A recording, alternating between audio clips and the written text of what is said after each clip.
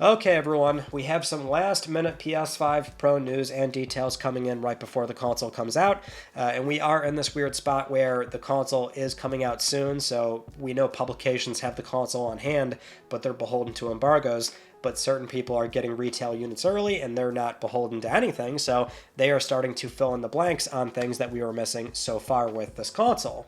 Namely, the spec sheet, which ironically is something where so far Sony has not actually told us like a proper full spec sheet. They're talking in percentages, but we actually did get this information very early and in a much more thorough manner, I might add, back during, this summer, because we had developer documentation finally leak out. They got it a little bit prior, depends on the studio, but we actually got a lot of details back then, so we have known a lot of this largely, but still we can see what Sony is now confirming, which from their point of view, this comes from Bruno Fast, and this is basically the manual. So on their YouTube channel and their Twitter account, they did post this up, and we can now see what Sony is calling the PS5 Pro spec sheet, or at least what they're willing to admit, which for CPU, they say x86-64 AMD Ryzen Zen 2, 8-core, 16 threads, which they're not confirming the one thing that we did hear about prior from the developer material, which is you can clock it 10% faster, which is also going to be like a high frequency CPU mode,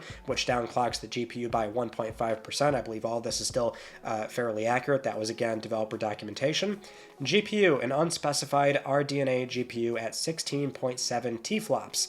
As for memory, GDDR6 16 gigabytes, and then also, I believe this is new, as far as I remember, we did not hear about this, DDR5 2 gigs as well for basically non-gaming apps, probably very similar to what we saw with PS4 Pro, where that had an extra gig of DDR3, which, again, they're not saying this, but the memory is also faster on this console. Part of the developer documentation was that developers were going to get an additional 1.2 gigs from system memory, so now they have a usable total on PS5 Pro of 13.7 versus 12.5.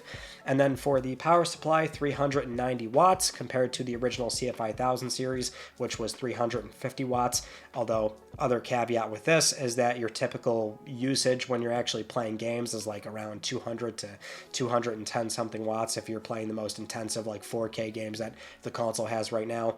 And of course, storage is 2 terabytes as well. So we didn't really learn a whole lot outside of that extra memory there, but again, I'm fairly certain we did not know that info beforehand. But yeah, it's one of those weird things where, like, technically Sony did not give us any sort of spec sheet, but we did have that and then some far before it. So as far as, like, that information from back during this summer, all that's still accurate as far as I'm aware because, again, that was official documentation given to developers.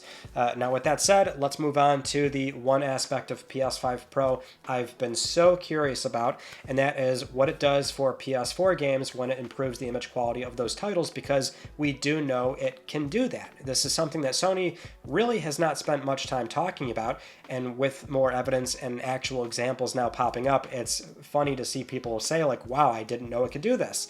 But it does, and it's something they included as a singular little line, just a little blurb of text on the PlayStation blog, that PS5 Pro can enhance the image quality of select PS4 games. They're very careful with their language, just to imply that, you know, in case you run into weird behavior or the game somehow look worse, it's the same for boost mode or something, or backwards compatibility.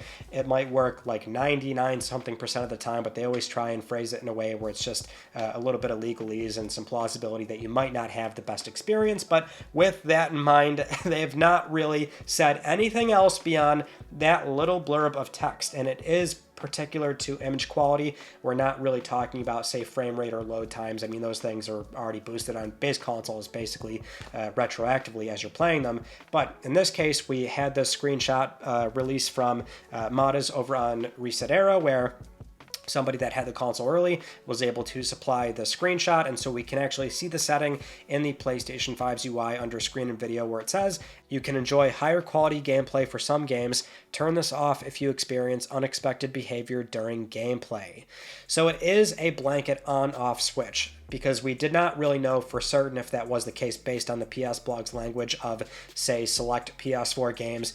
It is still, very peculiar language, but just something where we weren't sure if that means, maybe only PS4 Pro titles, which have dynamic res, and maybe that's the weird, sort of caveat they're going with, or if it is going to apply to all PS4 games, which that's what I was hoping for, because we do have a lot of just bog standard 1080p PS4 games that never saw a PS4 Pro patch, and so 1080p games could see a pretty noticeable improvement. And so sure enough, our first example that we're seeing are some screenshots of Bloodborne, because naturally this is the 1080p PS4 game that people are going to boot up and try and test out. So we have some compressed and uncompressed examples here, which I think starting off with the compressed one is more noteworthy, given that the difference I think is a bit more obvious in this one. So take with that what you will, but you've got a pretty basic view of the hunter here, and it might initially seem like it's not all that different. I think depending on your own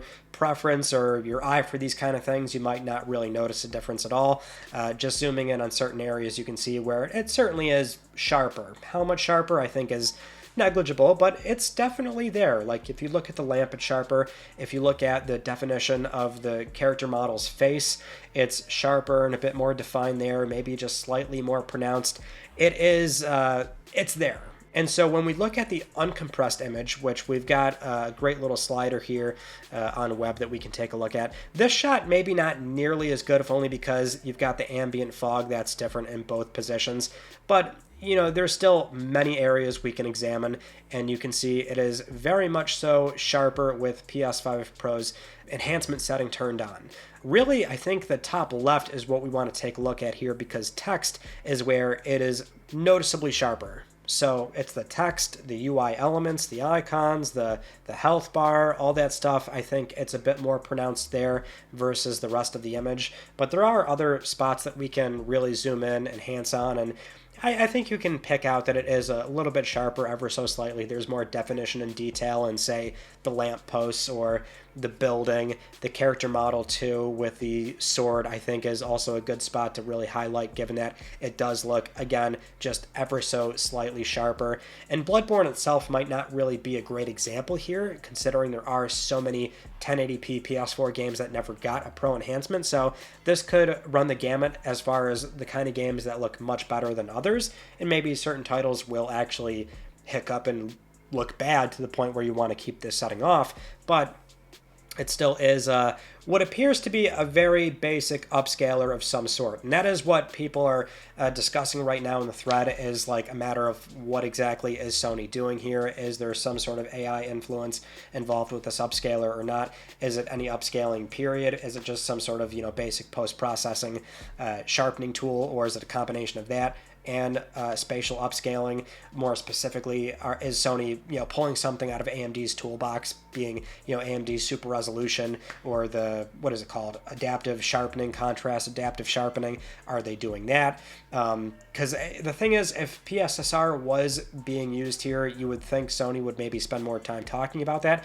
Honestly, the reason why Sony maybe didn't really say much of anything outside of that very tiny blurb on the PlayStation blog is because of the very example we have right here on Bloodborne, which is, it's so subtle to the point where, I mean, it's cool, and I think it's very welcomed. If anything, I think it's great that we have, a console this far out now on paper that is improving the foundation of what PlayStation is right now, x86 hardware on PS4 back in 2013. So we've got PS4, PS4 Pro settings, PS5, PS5 Pro settings. So a PS5 Pro console is influencing 2013 1080p PS4 games. That I like quite a lot, but given the difference is not really that big, and Sony has questionably not really done a great job at marketing the console itself anyway with PS5 Pro enhancements on PS5 games, maybe that's why they didn't really spend much time talking about this setting in particular, which actually, if I remember correctly, PS4 Pro's boost mode for PS4 games back in the day, they didn't really say much of anything about that either